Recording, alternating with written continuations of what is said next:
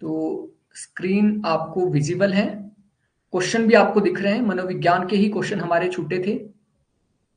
ठीक है, अभी हम बिल्कुल राइट ट्रैक पे हैं। ओके, देखिए पहला प्रश्न जो यहाँ पे साइकोलॉजी का है, ये है मानव वैभिन्य का मनोविज्ञान निम्नलिखित में से किसका अध्ययन करता है। हमने परसों का जो हमारा लेक्चर हुआ था उसमें हमने मानव वैभिन्य यानी मानव विभिन्नता का मनोविज्ञान पढ़ा था, यानी डिफरेंस होता है सभी इंसानों में। ठीक है, तो वो था मानव वैभिन्य का मनोविज्ञान। ये किसका अध्ययन करता है? व्यक्तिगत भिन्नताएं, बुद्धि, विकास, व्यक्तित्व। आपने परसों का लेक्चर अटेंड भी नहीं किया है, फिर भी आप आंसर इसका डेफिनेटली दे पाओगे, क्योंकि हमने कॉन्सेप्ट अच्छे से अगर समझे हैं तो। ऑप्शन ए इज राइट, व्यक्तिगत भिन्नताएं यानी मानव वैभिन्य। किशोर मनोविज्ञान निम्नलिखित में से किसका अध्ययन करता है? देखिए किशोर मनोविज्ञान, किशोर कौन होते हैं? किशोर होते हैं 12 से 18 साल के जो बच्चे होते हैं। तो किशोर मनोविज्ञान किसका अध्ययन करता है? बिल्कुल सही, ऑप्शन बी, किशोरों का। असामान्य मनोविज्ञान निम्नलिखित में से किसके व्यवहार का अध्ययन करता है? सामान्य व्यवहार, असामान्य व्यवहार, दोनों, या इनमें से किसी का भी नहीं। तो असामान्य मनोविज्ञान भी हमने देखा था। असामान्य मनोविज्ञान यानी जो जनरल नहीं है, that's mean option B is right answer, बिल्कुल सही। असामान्य ओनली, असामान्य लोगों का, असामान्य, सामान्य लोग वो होते हैं जो पूरी स्ट्रीम के साथ, मेन स्ट्रीम के साथ चले होते हैं। असामान्य जैसे कि कोई पागल या फिर मानसिक रूप से बीमार आदमी, तो वो असामान्य होते हैं। प्रयोगात्मक मनोविज्ञान, ये भी हमने देखा है। प्रयोगात्मक मनोविज्ञान के फादर कौन थे वो भी हमने पढ़ा था। प्रयोगात्मक मनोविज्ञान होता क्या है वो भी हमने पढ़ा था। प्रयोगात्मक मनोविज्ञान निम्नलिखित में से किस प्रणाली से व्यवहार का अध्ययन करता है? निरीक्षण के द्वारा, अंतर्दर्शन के द्वारा, सर्वेक्षण के द्वारा, या प्रयोग के द्वारा। और ये मेथड हमने पिछले कल डिटेल में पढ़ लिए थे। निरीक्षण मेथड क्या होता है, अंतर्दर्शन मेथड क्या होता है, सर्वेक्षण मेथड क्या है, प्रयोग मेथड क्या है। और इसका आंसर भी डेफिनेटली प्रयोग, option B is right answer. प्रयोगात्मक है तो इसमें हम एक्सपेरिमेंट करके लोगों के मनोविज्ञान को समझने की कोशिश करते हैं। प्रेरणात्मक मनोविज्ञान, तो मोटिवेशनल साइकोलॉजी, ये भी हमने पढ़ा है। प्रेरणात्मक मनोविज्ञान निम्नलिखित में से किसका विशेष अध्ययन करता है? प्रेरणा का, व्यक्तित्व का, लर्निंग का, या चिंतन का। तो इसका आंसर भी आप डेफिनेटली दे पाओगे, और बिल्कुल सही, प्रेरणा, मोटिवेशन का ही अध्ययन किया जाता है इसमें। शारीरिक मनोविज्ञान, फिजिकल साइकोलॉजी, ये भी हमने देखी है। फिजिकल साइकोलॉजी निम्नलिखित में से किसका अध्ययन करता है? मनोविज्ञान का शारीरिक पहलू, स्नायु संस्थान, शारीरिक क्रियाएं, मानसिक क्रियाएं। तो शारीरिक हमने डिटेल में इसको पढ़ा है, बताइए क्या आंसर होगा। सर ऐसे ही क्वेश्चन आते हैं, बिल्कुल ऐसे क्वेश्चन आते हैं, साइकोलॉजी से कोई ज्यादा टफ क्वेश्चन नहीं आते हैं। Option A is right answer. शारीरिक मनोविज्ञान में हम शारीरिक पहलू को देखते हैं, ठीक है, कि शरीर का किस तरीके से इंपैक्ट पड़ता है किसी के मानसिक स्थिति के ऊपर। लोक मनोविज्ञान निम्नलिखित में से किसके व्यवहार का अध्ययन करता है? तो लोक यानी पब्लिक साइकोलॉजी, लोक व्यवहार का, समूह व्यवहार का, भीड़ व्यवहार का, या उपयुक्त सभी का।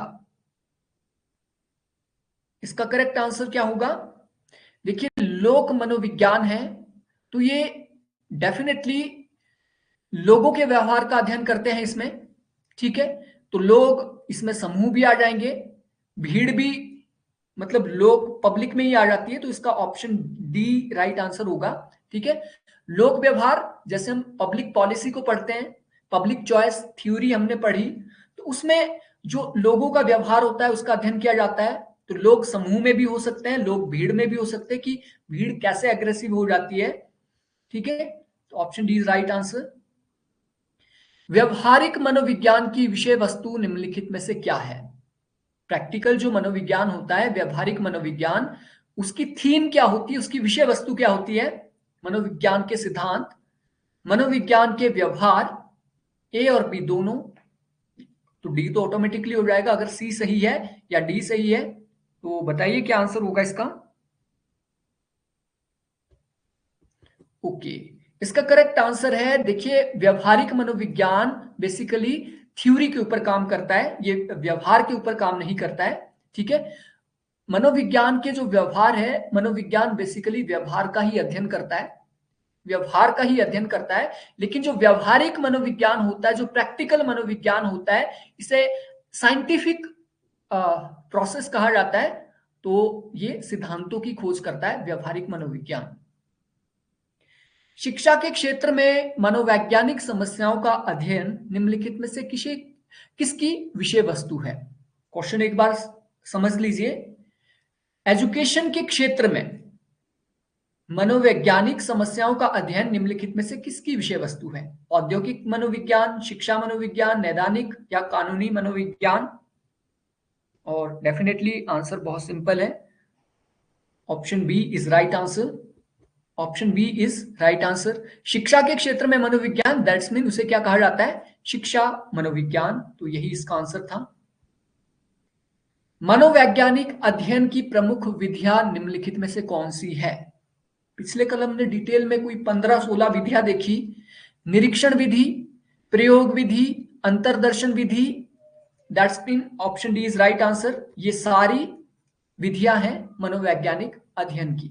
ठीक है, इसके अलावा और भी है, तो कॉन्सेप्चुअल वीडियो में आप देख सकते हैं उसको डिटेल में, जितने भी हमारे मनोविज्ञान की विधियां हैं डिटेल में भी देख सकते हैं कि इस विधि से क्या अभिप्राय है।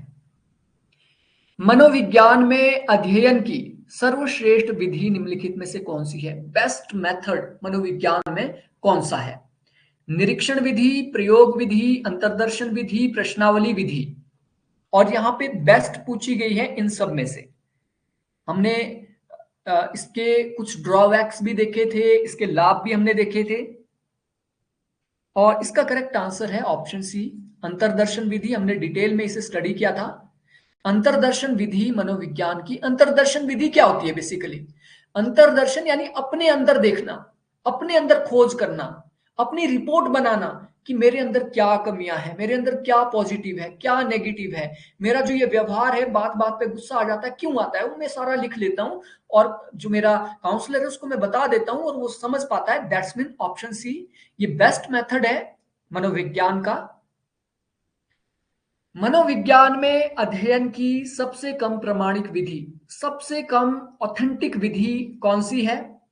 निरीक्षण, प्रयोग, अंतरदर्शन या प्रश्नावली? सबसे कम ऑथेंटिक, वैसे ऑथेंटिक है बट सबसे कम ऑथेंटिक जो मानी गई है वो प्रश्नावली।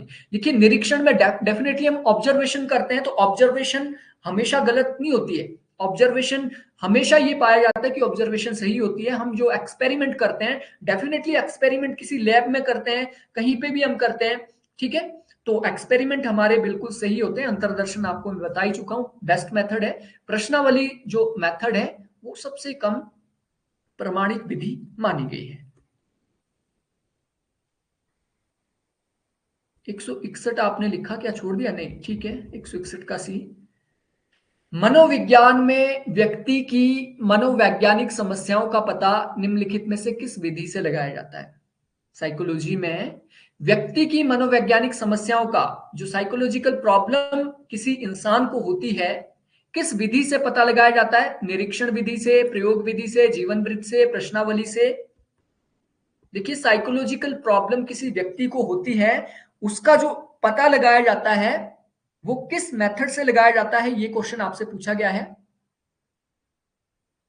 मनोवैज्ञानिक समस्याएं क्या है? तो बेसिकली एक इंसान है, कोई भी आदमी है, वो डॉक्टर के पास जाता है, तो डॉक्टर उससे क्वेश्चन पूछता है, हाँ आपको ये बीमारी कब से है, क्या हुआ था, कैसे हुआ था, क्या क्या प्रॉब्लम रहती है। वैसे ही जब हम एक काउंसलर के पास जाते हैं, जो हमारे डॉक्टर होते हैं, साइकोलॉजिस्ट जो होते हैं, वो क्वेश्चन पूछते हैं कि आपके साथ कोई प्रॉब्लम हुई थी, आप अपने बताइए क्या आपको प्रॉब्लम थी, या फिर आप क्या निदान मुझसे चाहते हैं, क्या चाहते हैं। दैट्स मीन ऑप्शन यहाँ पे डी इसका करेक्ट आंसर होगा, प्रश्नावली। लाइफ साइकिल यहाँ पे उतना ऑथेंटिक नहीं है, लाइफ साइकिल से भी बेसिकली लगाया जा सकता है पता, जीवन वृत्त से पता लगाया जा सकता है, आप बिल्कुल सही है। वैसे तो निरीक्षण से भी लगाया जा सकता है, प्रयोग से भी लगाया जा सकता है, लेकिन मनोवैज्ञानिक समस्याओं का पता बिना प्रश्नों के हम नहीं लगा सकते हैं। जब तक हम प्रश्न नहीं पूछेंगे उनसे, तब तक हमें पता ही नहीं लगेगा कि ये इंसान पीड़ित क्यों है या फिर इस इंसान को क्या दिक्कत है। अब देखिए एग्जाम्पल, आप देखिए शिक्षा मनोविज्ञान की जब हम बात करते हैं, तो देखिए एक बच्चा क्लासरूम में बहुत ज्यादा शरारत कर रहा है, बहुत ज्यादा मतलब डिस्टरबेंस कर रहा है, या फिर आपके प्रति उसका नजरिया ठीक नहीं है, आपको गाली देता है, इस तरीके के क्वेश्चन हमने देखे थे। तो वहां पे क्या आंसर था उसका करेक्ट? उसका आंसर ये था कि स्थिति को समझेंगे और बच्चे से अलग से बात करेंगे, उससे क्वेश्चन पूछेंगे, उससे पूछेंगे कि क्या प्रॉब्लम है, उसकी समस्याओं को जानने की कोशिश करेंगे। That's mean option D is right answer. अंतरदर्शन और निरीक्षण विधि में निम्नलिखित में से क्या संबंध है? अंतरदर्शन विधि यानी अपने अंदर आपने झांक कर समझना, और निरीक्षण यानी ऑब्जर्वेशन करना, इनमें क्या संबंध है? एक जैसी चीजें क्या होती है इसमें? परस्पर पूरक यानी एक दूसरे के पूरक है, परस्पर विरुद्ध यानी एक दूसरे के विरुद्ध है, परस्पर पृथक यानी बिल्कुल दोनों अलग है, या इनमें से कोई भी नहीं। और इसका जो करेक्ट आंसर होगा,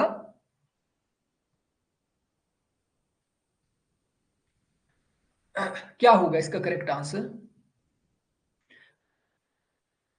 तो शायद मुझे यहाँ पे थोड़ा सा डाउट है, जीवन वृत्त के ऊपर मुझे यहाँ पे डाउट जा रहा है। देखिए ये क्वेश्चन हम दोबारा देखेंगे। प्रश्नावली मेथड तो है, लेकिन जीवन वृत्त भी हो सकता है। जीवन वृत्त में भी तो बेसिकली हम क्वेश्चन पूछते हैं उसके जीवन से, किसी व्यक्ति के। 163 का मुझे सी यहाँ पे लग रहा है, तो ये डाउटफुल है। एक बार मैं इसको क्रॉस चेक करना चाहूंगा। आप 10 सेकंड का टाइम दीजिए, मैं एक बार इसको क्रॉस चेक कर लेता हूं ऑथेंटिक बुक में कि इसका करेक्ट आंसर क्या होगा।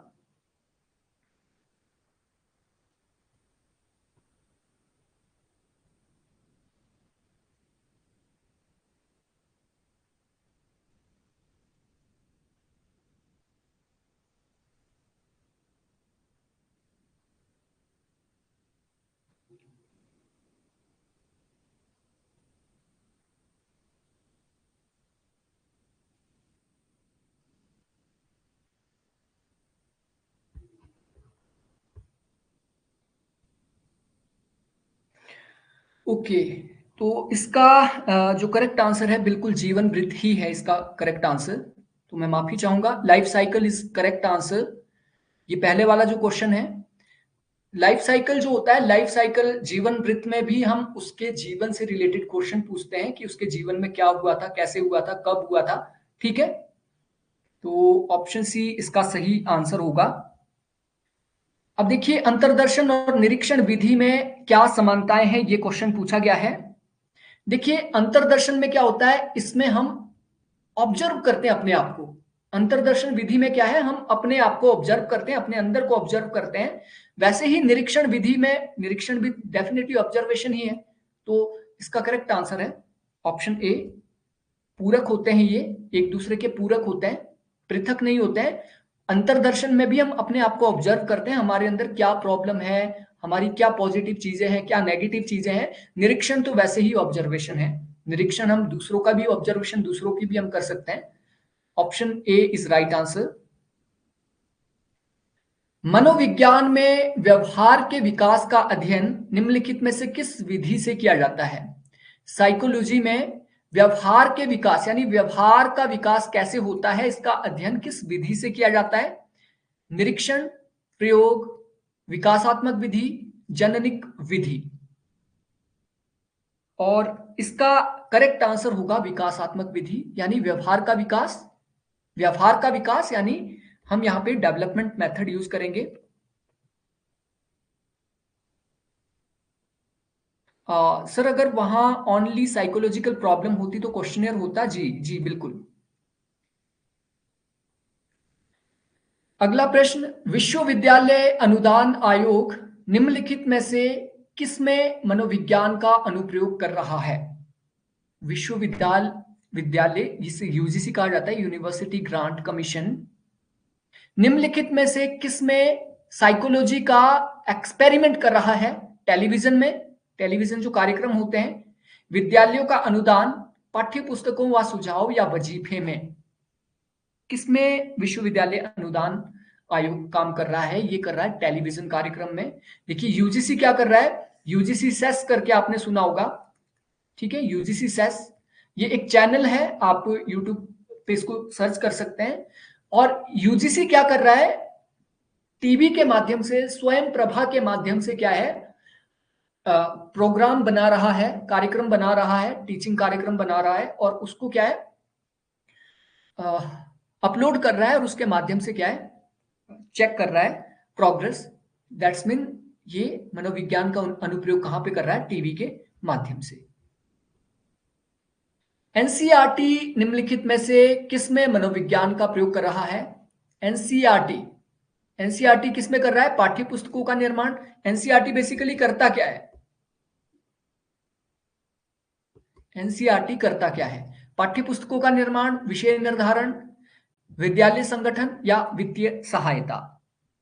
और डेफिनेटली एनसीईआरटी जो मनोविज्ञान का प्रयोग करता है वो पाठ्य पुस्तकों में करता है, ये टेक्स्ट बुक के ऊपर ज्यादातर काम करते हैं, और टेक्स्ट बुक में इस तरीके से ये अपना सिलेबस रखने की या कंटेंट रखने की कोशिश करते हैं जिससे मनोवैज्ञानिक रूप से बच्चे स्ट्रांग हो पाए। मनोविज्ञान के अनुप्रयोगों से पाठ्यक्रम में निम्नलिखित में से किस कसौटी को माना जाता है, मनोविज्ञान में जो एक्सपेरिमेंट किए जाते हैं, अनुप्रयोग किए जाते हैं, इससे पाठ्यक्रम में निम्नलिखित में से किस कसौटी को मापा जाता है, रुचि और योग्यता से, महत्वाकांक्षा, आर्थिक स्थिति या सामाजिक स्थिति। ठीक है, पाठ्यक्रम से क्या मापा जाता है, सिंपल सा क्वेश्चन है, मनोविज्ञान के अनुप्रयोगों से पाठ्यक्रम में निम्नलिखित में से किस कसौटी को मापा जाता है। तो पाठ्यक्रम से क्या मापा जा सकता है, रुचि और योग्यता। पाठ्यक्रम से महत्वाकांक्षा नहीं मापी जा सकती है, सिंपल सा है, ना आर्थिक स्थिति ना सामाजिक स्थिति। तो ऑप्शन हमारा ए बचता है, only option A is right. मनोवैज्ञानिक दृष्टि से सही अनुशासन निम्नलिखित में से कौन सा है, बेस्ट डिसिप्लिन साइकोलॉजी के अनुसार कौन सा है, जो कठोर अनुशासन हो, मृदु अनुशासन, मृदु यानी मीठा, आत्म अनुशासन यानी अपने आप अनुशासन, अपने ऊपर करना, अनुशासन से मुक्ति यानी बिल्कुल किसी भी प्रकार का अनुशासन नहीं। साइकोलॉजी के हिसाब से कौन सा बेस्ट अनुशासन होगा, साइकोलॉजी बेसिकली मानव मस्तिष्क की है, अपनी है, अपने बारे में जानना, व्यवहार के बारे में जानना। तो ऑप्शन सी राइट आंसर है, अपना अनुशासन, आत्म अनुशासन बेस्ट अनुशासन माना गया है मनोवैज्ञानिक दृष्टि से। स्कूल मनोवैज्ञानिक स्कूल में निम्नलिखित में से क्या कार्य करते हैं, स्कूल के मनोवैज्ञानिक कौन होते हैं, बेसिकली टीचर होते हैं। ठीक है, तो टीचर जो स्कूल में क्या कार्य करते हैं वो आपको बताना है। मनोवैज्ञानिक रूप से अध्यापन करते हैं, निर्देशन करते हैं, नियंत्रण करते हैं, अनुशासन स्थापन करते हैं। और एक ऑप्शन तो यहां से बिल्कुल आप हटा लीजिए, जो हमने अभी तक देखा है, अनुशासन स्थापना करना कभी भी टीचर का काम नहीं होता है।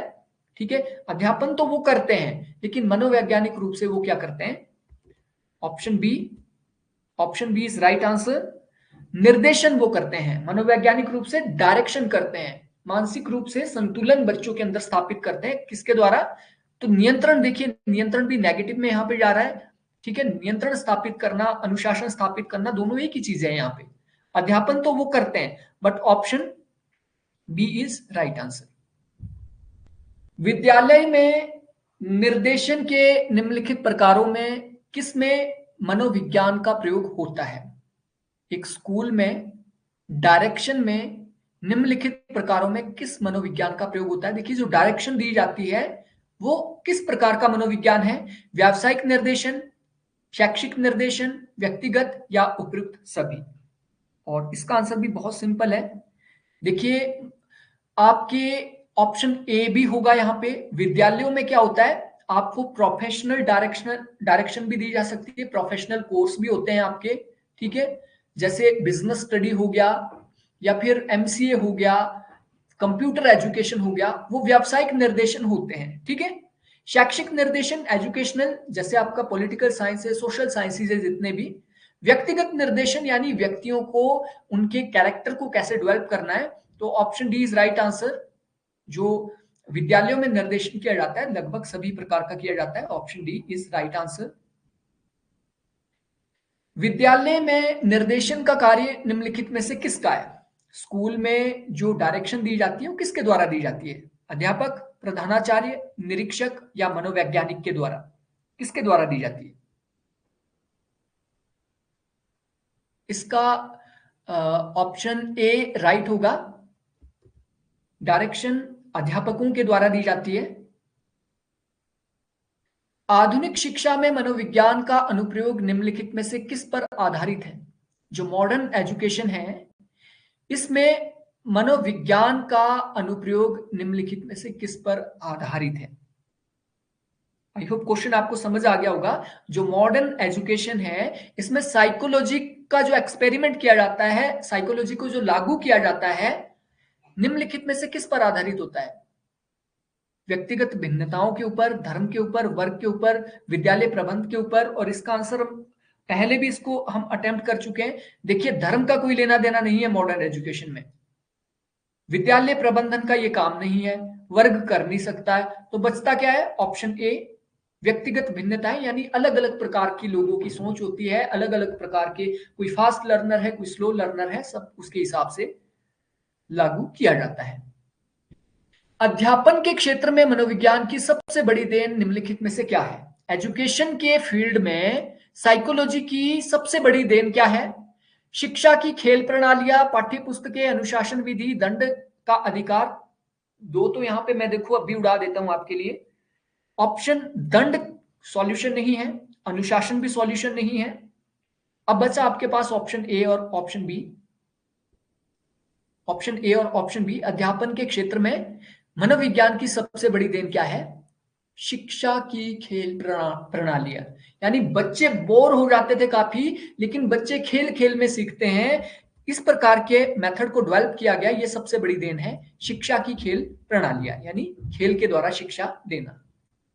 सीखने की प्रक्रिया में प्रमुख मनोवैज्ञानिक तत्व निम्नलिखित में से कौन से हैं? हम लर्न करते हैं, लर्निंग की प्रोसेस में मनोवैज्ञानिक तत्व निम्नलिखित में से कौन सा है?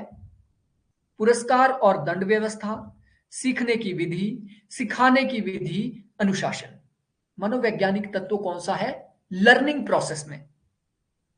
लर्निंग प्रोसेस में मनोवैज्ञानिक तत्व कौन सा है? क्वेश्चन आई होप आपको समझ आ गया होगा। देखिए, अनुशासन फिर यहां पे आ गया। लर्निंग में अनुशासन का क्या काम है? सिखाने की विधि या सीखने की विधि नहीं। Option A, option A right answer होगा इसका। ठीक है, पुरस्कार और दंड की व्यवस्था। सीखने की प्रक्रिया में पुरस्कार क्या होता है? बेसिकली लर्निंग में पुरस्कार आपको पास कर दिया जाता है, दंड आपको फेल कर दिया जाता है। देखिए, अगर आप बेस्ट तरीके से सीखते हैं तो आपको क्या है, अगली क्लास में आपको उत्तीर्ण कर दिया जाएगा। अगर आप अच्छा काम नहीं करते तो आप फेल हो जाएंगे। अब देखिए यहाँ पे ऑप्शन, तीन ऑप्शन, देखिए दंड यहाँ पे लग रहा है, दंड नहीं हो सकता है। इस तरीके से अगर हम यहाँ पे चलते हैं, तीन ऑप्शन हम देखते हैं। अनुशासन तो देखिए सीखने की प्रक्रिया में मनोवैज्ञानिक तत्व नहीं है, ये हम मान के चल रहे हैं, ये तो गलत है। सिखाने की विधि का क्या लेना देना है या सीखने की विधि का क्या लेना देना है? दैट्स मीन ऑप्शन ए ही सही होगा।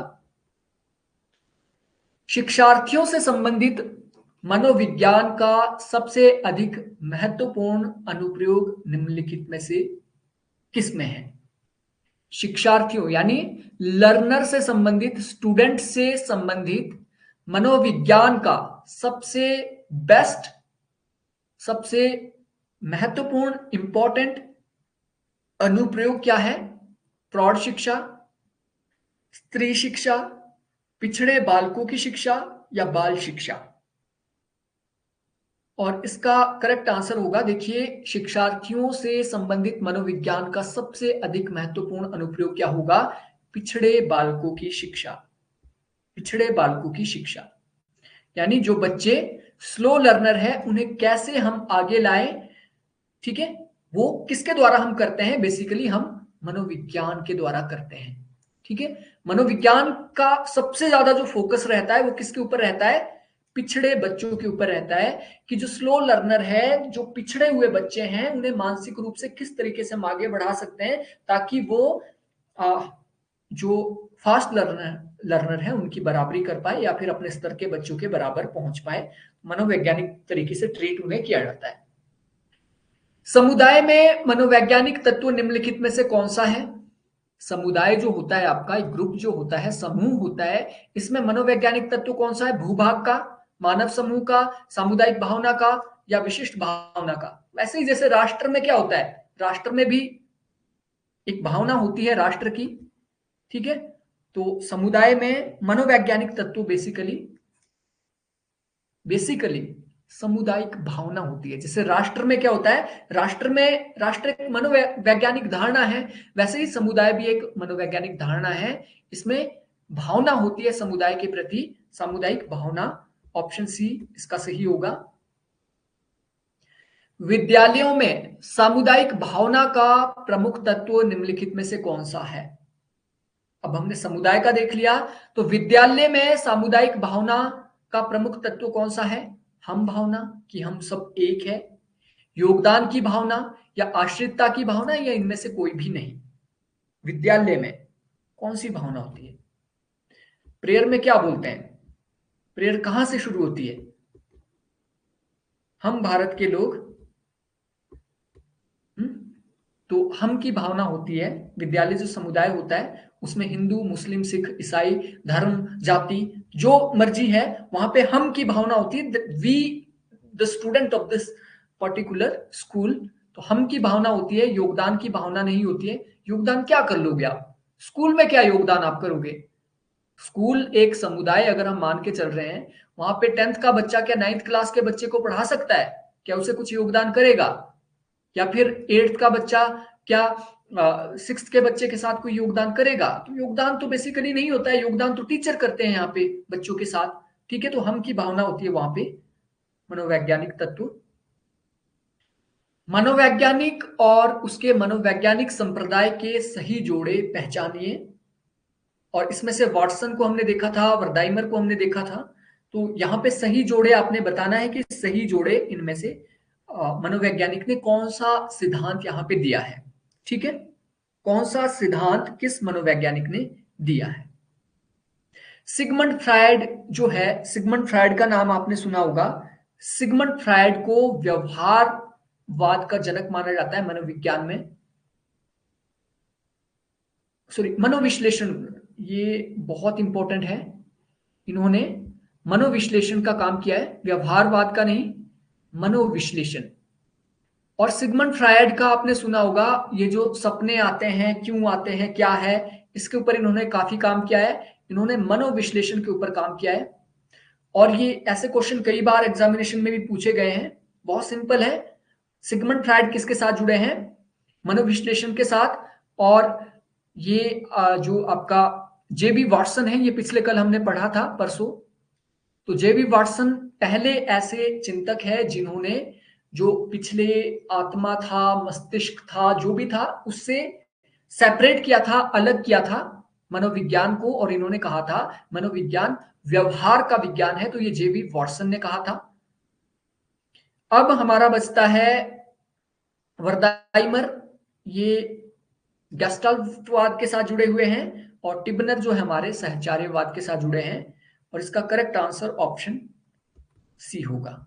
Option C is right answer. मनोवैज्ञानिक और उसके कार्य क्षेत्र के सही जोड़े का चयन कीजिए। यहां पे भी सेम वही उसी टाइप का क्वेश्चन आ गया है। और इसमें से हमने स्किनर को पिछले कल देखा था, जेम्स को, वुंड को, विलियम वुंड को, ठीक है। तो देखते हैं, इनको मैच करने की कोशिश करते हैं। पावलोव, स्किनर, प्रयोगात्मक मनोविज्ञान का पिता किसे कहा जाता था? प्रयोगात्मक मनोविज्ञान का पिता। आप थोड़ा सा याद कीजिए, अच्छे से आपको ये याद आ जाएगा।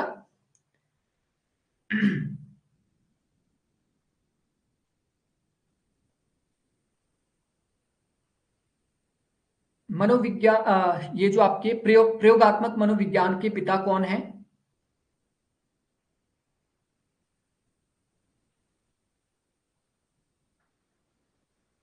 देखिए, पावलोव जो है ये क्लासिकल कंडीशनिंग के साथ जुड़े हैं। आई होप आपको पता लग गया होगा। ये हमने देखा था। स्किनर जो जुड़े हैं, ये स्किनर बेसिकली इन्हें जाना जाता है ऑपरेंट कंडीशनिंग के लिए। विलियम जेम्स संवेगों का मनोविज्ञान सिद्धांत इन्होंने दिया है, और विलियम वुंट। क्योंकि हमने इसमें से एक को पढ़ा था, ऑप्शन डी को, इसके आधार पे हम इसका करेक्ट आंसर निकाल सकते थे। और मैंने बेसिकली दो इसमें से पढ़े थे, एक स्किनर और एक विलियम वुंट। तो इसका जो करेक्ट आंसर है, एक बार इसको दोबारा से आप मैच करके देख सकते हैं। पावलोव ने सिद्धांत दिया है क्लासिकल कंडीशनिंग का, स्किनर ने दिया है ऑपरेंट कंडीशनिंग का, विलियम जेम्स ने दिया है संवेगों का मनोविज्ञान, और विलियम वुंट ये प्रयोगात्मक मनोविज्ञान के पिता माने जाते हैं। पिछली क्लास में हमने ये पढ़ा था, ठीक है, प्रयोगात्मक मनोविज्ञान। तो इसका जो करेक्ट सीक्वेंस बनेगा वो बनेगा ऑप्शन डी। ऑप्शन डी इसका करेक्ट सीक्वेंस है।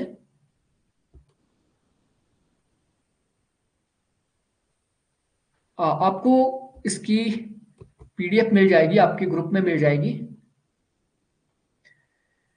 और ऑलरेडी अपलोड है एप्लीकेशन पे, वहां पे भी आप डाउनलोड कर सकते हैं। आप एक बार ट्राई कीजिए डाउनलोड करने की, एप्लीकेशन से भी आप डाउनलोड कर पाते हैं। अब तक आपने जो शिक्षा प्राप्त की है वह कैसी है? अभी तक आपने जो शिक्षा प्राप्त की है वो कैसी है? केवल समय बिताने वाली, उपयोगी और मूल्यवान, केवल भौतिकतावादी को बढ़ाने वाली, जिसमें आप मटेरियलिज्म बढ़ता है, नैतिकता से बिल्कुल शून्य, जिसमें नैतिकता है ही नहीं। कैसी शिक्षा आज तक आपने प्राप्त की है? क्या समझते हो आप? साइकोलॉजिकल क्वेश्चन है। आज तक आपने कैसी शिक्षा प्राप्त की है, कैसी शिक्षा ग्रहण की है? कोई प्रॉब्लम नहीं, एग्जामिनेशन में भूल जाते हैं, ऐसा होता है शुरू शुरू में। जैसे आपकी मैच्योर होने लगेगी नॉलेज, वैसे वैसे आप याद इसको रख पाएंगे। तो आज तक आपने जो शिक्षा प्राप्त की है वो कैसी की है? आप नेगेटिव नहीं बोल सकते हैं कि हमने तो बस ये समय बिताने वाली कर दी है। भौतिकतावादी, ये भी नेगेटिव जा रहा है। नैतिकता से शून्य मतलब नैतिकता थी नहीं, उसमें मोरालिटी थी नहीं, तो ये भी नेगेटिव में जा रही है। That's mean option B is right answer.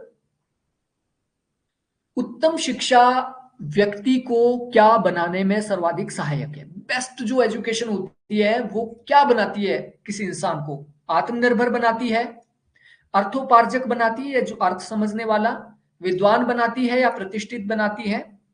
अच्छी शिक्षा आपको क्या बनाती है? अच्छी शिक्षा, देखिए, अर्थ तो कोई भी सीख सकता है, प्रतिष्ठित तो अंबानी भी है, या फिर वो आदमी भी है जो जिन्होंने शिक्षा ग्रहण नहीं की, वो भी बन सकते हैं। विद्वान तो कोई भी बन सकता है, विद्वान एक अनपढ़ आदमी भी हो सकता है, ठीक है। तो क्या बनाती है? ऑप्शन ए, आत्मनिर्भर। अपने क्षेत्र के सबसे अधिक पढ़े लिखे व्यक्ति होने पर आप किस पर सर्वाधिक बल देंगे? यानी आप अपने क्षेत्र में सबसे ज्यादा पढ़े लिखे, आपसे ज्यादा पढ़ा लिखा कोई है ही नहीं, तो आप किसके ऊपर सर्वाधिक बल देंगे? शिक्षा के मूलभूत सिद्धांतों का प्रचार प्रसार करेंगे। आप अपने क्षेत्र में हैं, आप अपने गांव में हैं, आपसे ज्यादा पढ़ा लिखा कोई नहीं है, तो आप क्या करेंगे? शिक्षा के मूलभूत सिद्धांतों के प्रचार प्रसार करेंगे। अधिक से अधिक लोगों को शिक्षा प्राप्त करने के लिए मोटिवेट करेंगे। क्षेत्र के विभिन्न आयामों पर शोध करने पर, यानी इस क्षेत्र जो आपका क्षेत्र है उसमें रिसर्च करेंगे। शिक्षा के महत्व पर संगोष्ठी यानी सेमिनार का आयोजन करेंगे। अब क्या करेंगे? बेसिकली सिंपल सा क्वेश्चन है, और ये सिचुएशनल क्वेश्चन इस तरीके से कई बार पूछे जाते हैं। मूलभूत सिद्धांतों का आप कहां प्रचार करेंगे, क्या प्रचार करेंगे, ये तो नहीं है। रिसर्च करेंगे तो अपने लेवल पे, लोगों के लिए क्या करोगे आप? संगोष्ठी किसके लिए करोगे? गांव के लोग क्या सेमिनार में जाएंगे? आप सबसे ज्यादा पढ़े लिखे हैं, आपको तो पता है, लेकिन गांव के लोगों को नहीं पता है। दो में आउट कर लेता हूं, ऑप्शन ए और बी में से क्या होगा? ऑप्शन बी बिल्कुल सही। अधिक से अधिक लोगों को मोटिवेट करेंगे, प्रेरित करना काम होता है एक एजुकेटेड इंसान का, तो मोटिवेट करेंगे शिक्षा के लिए। आपकी शिक्षा किस परिणाम से सफल है?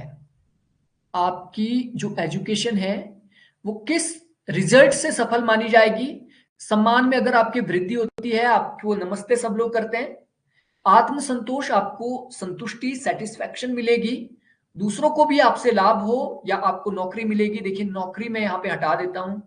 सम्मान में वृद्धि हो, तो सम्मान के लिए एजुकेशन जो ले रहा है वो बिल्कुल सही नहीं है। अब बचता है आपके पास ऑप्शन सी और ऑप्शन बी। क्या करेक्ट आंसर होगा? Psychology, definitely option B is right answer, आत्म संतोष। बालक के किस विकास में शिक्षा सर्वाधिक सहायक होती है? एजुकेशन जो है स्टूडेंट के किस विकास में सबसे ज्यादा महत्वपूर्ण होती है? सामाजिक विकास, ओवरऑल डेवलपमेंट, मानसिक विकास, नैतिक विकास? ऐसा क्वेश्चन हम पहले देख चुके हैं। बिल्कुल सही, सर्वांगीण विकास, ओवरऑल डेवलपमेंट में शिक्षा यूजफुल है। प्रभावी एवं सफल शिक्षण के लिए क्या अधिकाधिक आवश्यक है? इफेक्टिव और सक्सेसफुल एजुकेशन के लिए क्या सबसे ज्यादा अधिकाधिक महत्वपूर्ण है? हालांकि ये चारों इंपॉर्टेंट हो सकते हैं, इनमें से सबसे ज्यादा इंपॉर्टेंट कौन सा है? विद्यार्थियों को नोट्स लिखवाना, यहीं पे काट लीजिए, नोट्स लिखवाना प्रभावी शिक्षण के लिए जरूरी नहीं है। व्यवहारिक उदाहरणों द्वारा विषय को स्पष्ट करना, श्यामपट्ट यानी ब्लैक बोर्ड का उपयोग करना, साहित्यिक भाषा का उपयोग करना। जो साहित्य में भाषा होती है बिल्कुल टफ लैंग्वेज आप यूज करोगे या फिर साहित्य की भाषा यूज करोगे, डेफिनेटली आप इसका आंसर दे चुके हैं और बिल्कुल सही आपने आंसर दिया है इसका, option B is right answer. विद्यार्थियों को प्रदान किया गया शिक्षण कब प्रभावी हो सकता है? आपने विद्यार्थियों को शिक्षण दिया है, टीचिंग आपने की है स्टूडेंट्स की, वो कब इफेक्टिव माना जाएगा? अध्यापक को विषय का गहन ज्ञान हो, बालकों को विषय में रुचि हो, बालकों के मानसिक स्तर के अनुरूप शिक्षा दी जाए, या एक ही विषय वस्तु को कई बार दोहराया जाए। तो हम पढ़ क्या रहे हैं इस टाइम?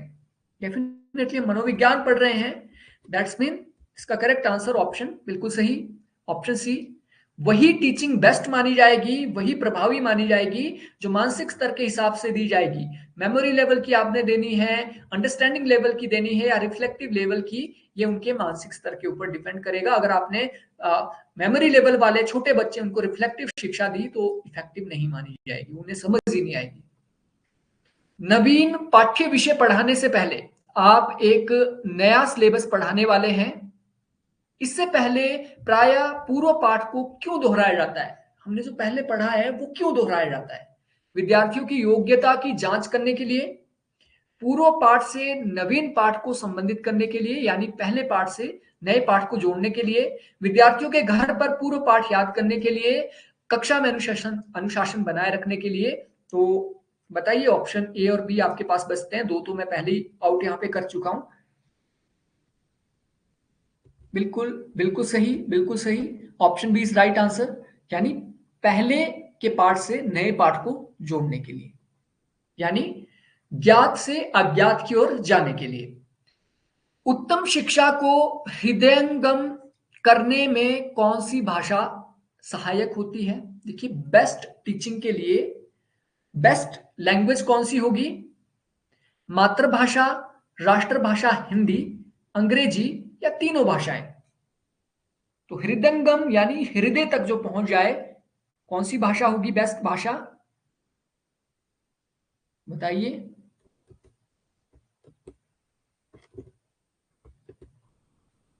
उत्तम शिक्षा को हृदयंगम करने के लिए कौन सी भाषा सर्वाधिक सहायक होगी? Option A is right answer, बिल्कुल सही, मातृभाषा बेस्ट रहेगी।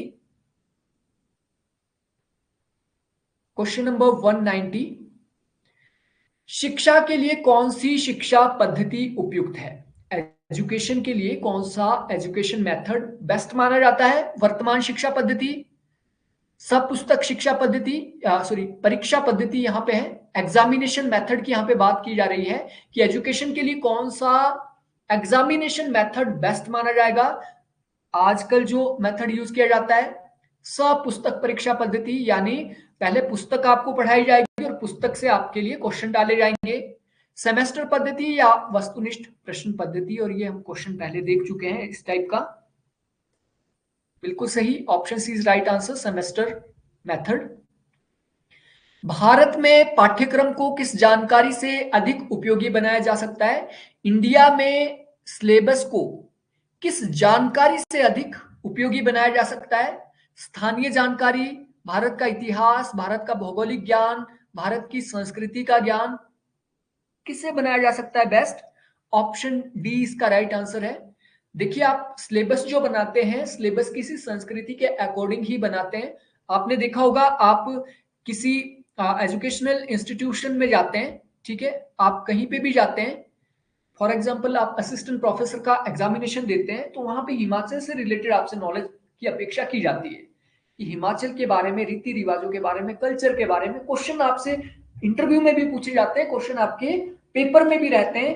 तो उसके पीछे रीजन क्या रहता है कि आपको जहां पे आप पढ़ा रहे हैं वहां की नॉलेज, संस्कृति की नॉलेज पता होनी चाहिए, ठीक है। इसलिए ऑप्शन डी इसका राइट आंसर होगा कि आपको भारतीय संस्कृति का ज्ञान होना चाहिए अगर भारत में आप सिलेबस बना रहे हैं। ऐसा नहीं कि आप इंग्लैंड से आए और इंग्लैंड का जो कल्चर है वो उसको यहाँ पे आपने पाठ्यक्रम उसके अकॉर्डिंग बना दिया, तो वो गलत होगा।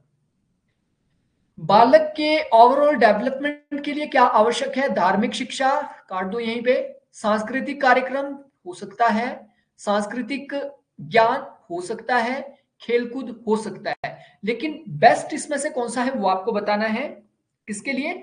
बालक के सर्वांगीण विकास के लिए सबसे इंपॉर्टेंट यहां पे क्या है, आवश्यक क्या है सर्वांगीण विकास के लिए?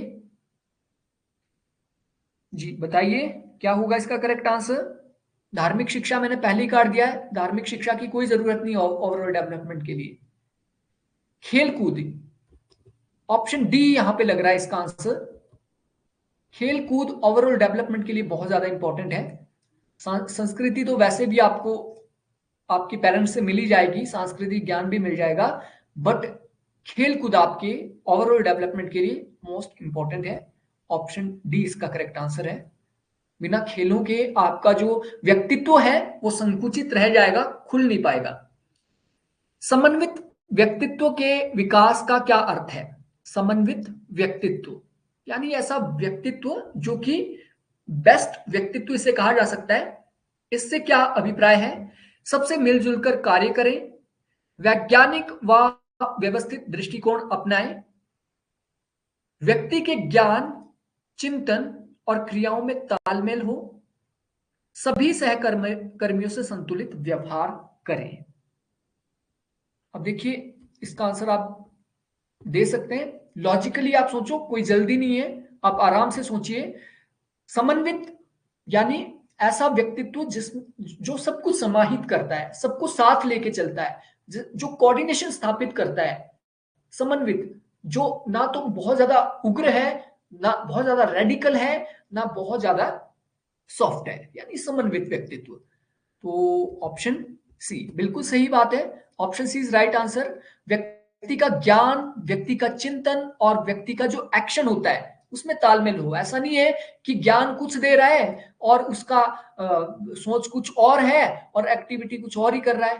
क्लासरूम में बोलता है कि बड़ों का सम्मान करना चाहिए, ऐसा ज्ञान वो देता है, और उसका चिंतन भी ऐसा है, लेकिन वो बड़ों का सम्मान करता नहीं है, तो दैट्स मीन वो गलत है। तो समन्वित व्यक्तित्व, option C is right answer. शिक्षा और व्यवसाय में निर्देशन सेवाओं का क्या उद्देश्य है? एजुकेशन और प्रोफेशन में जो डायरेक्शन सर्विसेज होती है, निर्देशन सेवाएं होती है, उनका क्या उद्देश्य होता है? व्यक्ति को सही शिक्षा प्रदान करना, व्यक्ति की योग्यता के अनुसार व्यवसाय का चुनाव करना, शिक्षा व व्यवसाय में समस्या को हल करना, व्यक्ति में इस प्रकार सूझबूझ उत्पन्न करना है कि वह अपने निर्णय स्वयं ले सके। डायरेक्शन क्या होता है? बेसिकली सिंपली डायरेक्शन किस लिए दी जाती है? इसीलिए दी जाती है ताकि वो अपना काम खुद कर पाए। बिल्कुल सही, option D is right answer. Direction जो आपको दी जाती है, निर्देशन जो आपका किया जाता है, इसलिए किया जाता है ताकि आप आत्मनिर्भर बन पाए, आपके अंदर सूझबूझ उत्पन्न हो पाए और आप अपने निर्णय स्वयं ले पाए। उद्देश्यपूर्ण व सफल शिक्षा तथा व्यवसाय चयन के लिए निर्देशन सेवाएं किस लिए आवश्यक है? उद्देश्यपूर्ण यानी जिसमें कुछ ऑब्जेक्टिव को पूरा करने का लक्ष्य हो, उद्देश्यपूर्ण हो। उद्देश्यपूर्ण व सक्सेसफुल एजुकेशन तथा व्यवसाय चयन के लिए निर्देशन सेवाएं किस लिए आवश्यक है? माता पिता से बालक के विषय में जानकारी मिल सके, इसलिए डायरेक्शन दी जाती है। व्यक्ति के व्यक्तित्व के विभिन्न परीक्षणों से उसकी रुचियों और क्षमताओं का ज्ञान हो सके, बालक व व्यक्ति को विभिन्न विषयों एवं कार्यों के अवसर प्रदान किए जाएं जिससे वो अपनी रुचि व क्षमता की स्वयं खोज कर सके। व्यक्ति के व्यवसाय व शिक्षा के बारे में निर्णय लिया जा सके। वैसा ही क्वेश्चन है जैसा पहले था, थोड़ा सा घुमा फिरा के पूछा गया है। डी नहीं होगा इसका। देखिए ऑप्शन यहां पे आप देखिए, पहला क्वेश्चन क्या था, निर्देशन सेवाएं किस लिए दी जाती है, व्यक्ति सूझबूझ से स्वयं निर्णय ले सके। नीचे भी सेम वही पूछा गया है कि उद्देश्यपूर्ण और सफल शिक्षा तथा व्यवसाय के चयन के लिए निर्देशन सेवाएं। निर्देशन सेवाएं डेफिनेटली ऑप्शन सी इसका करेक्ट आंसर होगा। बालक व व्यक्तित्व को विभिन्न विषयों एवं कार्यों के अवसर प्रदान किए जाए जिससे वो अपनी रुचि और क्षमता की स्वयं खोज कर पाए और स्वयं काम कर पाए। Option C is right answer. मनोविज्ञान की विषय वस्तु निम्नलिखित में से क्या है। जो साइकोलॉजी है, मनोविज्ञान की प्रमुख विषय वस्तु क्या है, आत्मा है, मनस है, मनुष्य है या व्यवहार है। आप इसका आंसर दीजिए। हमने इसको डिटेल में पढ़ा है, बहुत अच्छे से समझाया आपको। जी समीर जी ऑप्शन सी बता रहे हैं। मनोविज्ञान बेसिकली व्यवहार का विज्ञान है। पहले ये आत्मा का था, मस्तिष्क का था, मनुष्य की आत्मा का था, लेकिन बाद में ये किसका माना गया, व्यवहार का मनोविज्ञान माना गया। मनस नहीं होगा। देखिए आपने अगर पहला लेक्चर ठीक से नहीं पढ़ा है तो आप डाउट यहां पे करेंगे। मनोविज्ञान व्यवहार का विज्ञान होता है। एरिस्टोटल और प्लेटो ने इसे क्या माना था, आत्मा का विज्ञान। उसके बाद के जो 2-3 चिंतक आए थे उन्होंने मनस का विज्ञान माना था, ठीक है, मस्तिष्क का माना था, मन का माना था, लेकिन इन सब धारणाओं को रिजेक्ट करते चले गए और आज वर्तमान में व्यवहार का विज्ञान इसे कहा जाता है। आज, ये पहले था बिल्कुल सही, आज नहीं है, आज व्यवहार का विज्ञान मनोविज्ञान को माना जाता है। और वॉटसन, देखिए वॉटसन आ गया आपके। वॉटसन ने मनोविज्ञान की विषय वस्तु को निम्नलिखित में से क्या माना, उत्तेजना, अनुक्रिया, आंतरिक अनुभव, ए और बी दोनों या इनमें से कोई भी नहीं। वॉटसन बेसिकली वॉटसन ने ही व्यवहार का विज्ञान माना था मनोविज्ञान को। और व्यवहार कैसे चेक किया जाता है, उत्तेजना और अनुक्रिया द्वारा। यानी आप किस बात को लेकर उत्तेजित हो जाते हैं, आपका व्यवहार कैसे चेंज होता है, उत्तेजना और अनुक्रिया को माना था इन्होंने। Option A is right answer. Watson के अनुसार मनोविज्ञान की विषय वस्तु निम्नलिखित में से क्या नहीं है। क्या नहीं है वो आपको बतानी है। उत्तेजना अनुक्रिया तो है, ये हम पहले देख चुके, तो ये तो नहीं हो सकता। आंतरिक अनुभव, ए और बी दोनों, उपयुक्त नहीं या इनमें से कोई भी नहीं। आंतरिक अनुभव, आंतरिक अनुभव यानी एक्सपेरिमेंट, जो एक्सपीरियंस आपको होता है, इसको नहीं माना है। एक्सपीरियंस मनोविज्ञान की विषय वस्तु नहीं है, ये बात आपने ध्यान रखनी है। यहां पे देखिए ये जो मन है और जो आत्मा है और आपके जो एक्सपीरियंस है, इसको रिजेक्ट किया है वॉटसन ने। और इन्होंने क्या बात माना है, उत्तेजना अनुक्रिया माना है। ऑप्शन बी, ऑप्शन बी यहां पे रॉन्ग होगा, इसे नहीं माना है। आंतरिक अनुभव को नहीं माना है, उत्तेजना अनुक्रिया को तो माना है। आधुनिक मनोविज्ञान की विषय वस्तु निम्नलिखित में से क्या है, उत्तेजना, अनुक्रिया, आंतरिक अनुभव, उपयुक्त में से कोई भी नहीं या ए और बी दोनों। ए और बी दोनों, इसका करेक्ट आंसर ए और बी दोनों होगा। ये वॉटसन ने आंतरिक अनुभव नहीं माने हैं, लेकिन अन्य जो चिंतक है उन्होंने माने हैं। स्किनर जैसे चिंतक, उन्होंने आंतरिक अनुभव को भी शामिल किया है मनोविज्ञान की विषय वस्तु में। वॉटसन ये नहीं मानते हैं, लेकिन दूसरे चिंतक मानते हैं, इसलिए ए और बी दोनों यानी option C is right answer.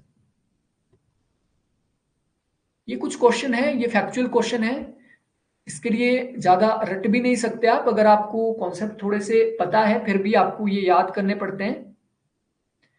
आधुनिक मनोविज्ञान की विषय वस्तु में आंतरिक अनुभव का ज्ञान निम्नलिखित में से किससे होता है। जो मॉडर्न साइकोलॉजी है, इसमें जो विषय वस्तु में आंतरिक अनुभव का ज्ञान किससे होता है, बाह्य निरीक्षण से। आंतरिक अनुभव की बात हो रही है, अंतरदर्शनीय रिपोर्ट से, नैदानिक परीक्षण से या प्रश्नावली से। क्वेश्चन बहुत सिंपल है, हमने इस मेथड को डिटेल में पढ़ा था। आंतरिक अनुभव का कैसे पता लगता है? सेल्फ रिपोर्ट, दैट्स मीन अंतरदर्शनीय। अंतरदर्शन विधि को हमने पढ़ा था। अंतरदर्शन विधि में क्या होता है? आंतरिक अनुभव हम अपने अंदर ऑब्जर्व करते हैं, ऑब्जर्वेशन करते हैं कि क्या क्या हमारे अंदर है। ठीक है, तो आंतरिक अनुभव का ज्ञान किससे होता है? अंतरदर्शनीय रिपोर्ट के माध्यम से। तो ऑप्शन बी बिल्कुल सही समीर जी। अभी आप लोगों के कोई क्वेश्चन हो तो आप क्वेश्चन पूछ सकते हैं, कोई भी क्वेश्चन आप लोगों के हो।